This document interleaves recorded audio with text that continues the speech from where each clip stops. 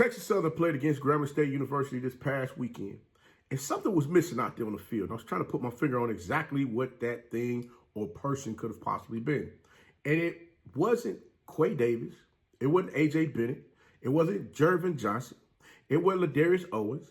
And it dang sure wasn't Jacory Howard. But I kept asking myself, I said, wait a minute. We've been missing this young man now for the past couple of weeks trying to figure out exactly what's going on. Because the last time we saw this young man play was in the Labor Day Classic. Y'all know who I'm talking about. None other than the main signal caller, Andrew Body. And we're going to talk about it right after this.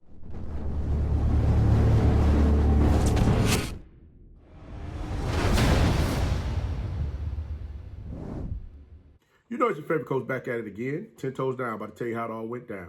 This is Tomorrow Leader Sports Network with your host, Coach Walker. If you're new to the channel, please like, share, subscribe. Hit that notification bell so you can get all upcoming videos. For all my leaders out there, welcome back. Y'all know the drill. Y'all know the routine. If you haven't done so already, please like, comment, share these videos, and tap in and free to tell them to come on in. You know about positive vibes. We're just having a good time talking about HBCU sports. And don't forget, you can follow us on all social media platforms. The links are listed down below in the description. So without further ado, we're going to go ahead and jump on in this thing because I'm trying to figure out exactly what in the world is going on here. Because the build up for this young man to get back out on the field and play this season was something to be admired, especially from a lot of the Texas Southern fans out there. They were waiting to see exactly how this young man was going to come back after the injury that he suffered last year against Alabama A&M. And now's the time we're trying to figure out, okay, what can we expect from Andrew Body? Now, myself, I had this young man ranked number 2 on my top 5 list of quarterbacks in the SWAC for this upcoming season. Now, a lot of folks were looking forward to seeing who was going to be that guy that was going to emerge as the number 1 signal caller for their team within the SWAC this coming year, because you already know Shedeur Sanders is no longer with the SWAC. He's over at Colorado in the Pac-12. So he's no longer here. So who's going to be that guy? Who's going to be that new emerging face that everybody's going to start talking about is going to be out there putting up them phenomenal numbers for their program, for their SWAC football program?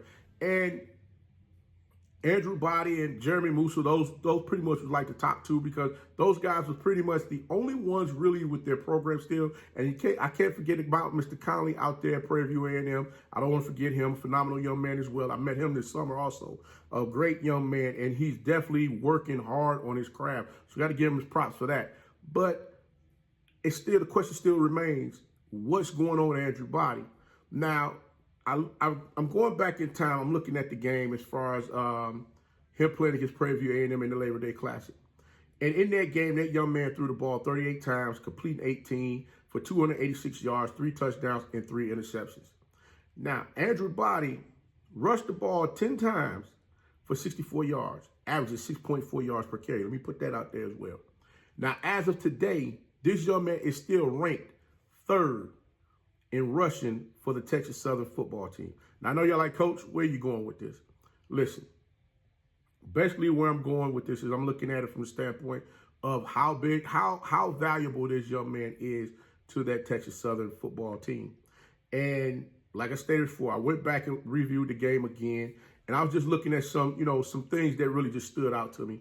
And one of the things that stood out to me is the fact that the team was up 17 points in the 3rd quarter. The game, if I'm not mistaken, the game was tied at halftime, and Texas Southern went on a run in that 3rd quarter. It was up 17 points, and I'm sitting there, I'm saying to myself, like, okay, they're up 17 points. Why in the heck are they still throwing the daggone ball? I mean, if you're up 17 points and you're throwing the ball, but you got a runner, Ladarius Owens, who rushed the ball 8 times for 104 yards, averaging 13 yards per carry. Heck, you had, like I stated before, you had Andrew Body. He rushed the ball 10 times himself, averaging 6.4 yards per carry. Why in the world would you not keep the ball on the ground and continue to keep milking the clock? I mean, that's the question I keep asking myself over and over again. If I'm up 17 and I'm able to move the ball at will against this team on the ground, running the ball, why in the world am I still putting this ball up in the air? Not only that, but I got to keep in mind my quarterback is just coming back from injury now. Just really starting to get the feel of everything as far as we're throwing that ball down the field. We throw the ball 38 times in a game. And I'm just like, wait a minute, this doesn't make sense. Now here we are, week 5, and here this young man has not played since week 1. And then I'm seeing the reports come across the, social media saying that he's going to provide some type of update as far as, what we can expect from him as far as the remainder of the season. And it just got me to shaking my head like, okay, again, I'm going back to the game. I'm looking at the game and I see that Prairie View is not even, they're not able to really move that ball up and down the field. But now that, like I said, this young man has not played since week 1. So now I look at the talent that this young man had come into Texas Southern as far as, the weapons that he had out there on the field. In which previously, he had he had like a weapon or two here and there, but now he has some weapons out there on the field of athletes that can really get after it, with Owens and the receivers over there, Quay Davis, who transferred over from Jackson State, that can really get out there and go after that ball if he put that ball up in the air. And listening to some of the things that the young man said when I met him earlier this summer, he was talking about how he's wanting to take his football team forward as far as what people can expect from Texas Southern. And now, after a game, this young man is not playing. Remember last year when I interviewed him at the SWAC Media Day, where he was saying that, he needed to step up as far as being a leader. And in this instance, that's something that he's been working on and doing. And now it falls for him to get out there for this upcoming season. Now, I'm myself, like many of you, I'm sure you're like, well, sometimes it's not meant for you to do it at that point in time. It's just saving you up for something bigger and better, that you want to get out there and do that's really going to have everybody amazed as far as with your talent and what you're capable of doing, in which I believe that's going to happen for this young man because, like I said, phenomenal individual, very confident in his craft, very confident in himself, and always looking to working harder on his craft to make sure that he's able to get out there and do the things that's required of him on the football field.